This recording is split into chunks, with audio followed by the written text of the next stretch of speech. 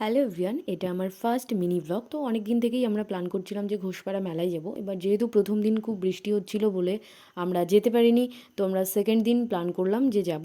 তো আমরা যাচ্ছি রীতিমতো, আর দীপ আমাকে বলে দিচ্ছে এটা ভিডিও করো। তো আমি সেটা ভিডিও করছি, আর আমরা কিন্তু পৌঁছে গেছি মেলার মধ্যে। তো দেখো উপরে একটা বোর্ড রয়েছে, আর মেলায় ঢুকেই কিন্তু আমি দেখতে শুরু করে দিয়েছি যে আমাকে দেখতে কেমন লাগছে, এটা আগেই আমাকে জানতে হবে।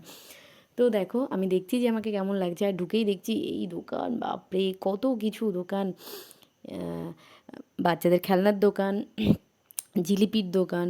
তো দেখতে দেখতে আমরা ঢুকে পড়েছি একদম মেলার মধ্যে, আর ঢুকেই দেখি যা কিছু নেবে সবই 7 টাকা। তো দীপ আমাকে বলল যে তুমি যদি কিছু নেবে তাহলে নাও।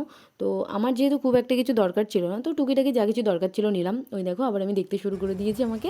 তো তারপরে এটা দেখে আমার খুব ছোটোবেলার কথাটা মনে পড়ে যাচ্ছিলো। তারপরে আমরা ওখানে পাপড়ি চাট খাচ্ছিলাম, যেহেতু ওটা আমি আর ভিডিও করতে পারিনি। তারপরে আমরা চলে আসলাম মোগলাই খেতে, আর মোগলাইটা এতটাই বাজে ছিল যে দেখো দেখে মনে হচ্ছে যেন আমরা পাঁপড় খাচ্ছি।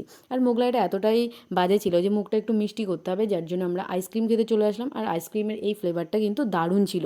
আর আইসক্রিম খেয়ে তারপরে আর কি করব, তারপরে আমরা বেরিয়ে আসলাম। আর বাইরের ভিউটা এতটাই সুন্দর লাগছিলো যে একটা ভিডিও ক্লিপস আমি না নিয়ে পারলাম না, তো আমি একটা ভিডিও করলাম। তো দেখো, আর আমার ভিডিওটা ভালো লাগলে লাইক কমেন্ট অ্যান্ড শেয়ার করে দিও। টাটা।